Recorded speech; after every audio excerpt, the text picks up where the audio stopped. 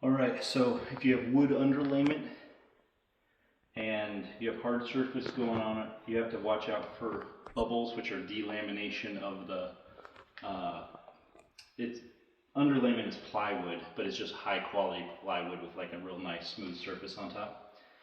So I don't know if these got wet or what, but whenever I was smoothing some of these out, I saw that there's been some bubbles forming in a few of these boards.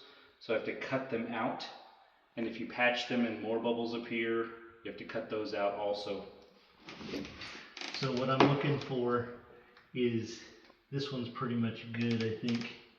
If there's any movement, you cut out where the movement is. You want it to be nice and stuck, meaning it's glued to all the individual sheets are still stuck together really well. Quit peeling out like this and just falling off when I run my knife over it, that's still bubble.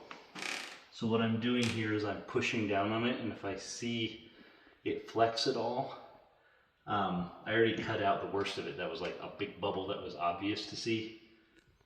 But if it still has flex in it, that's a weak spot on the floor, and you need to get rid of that so it'll be smooth.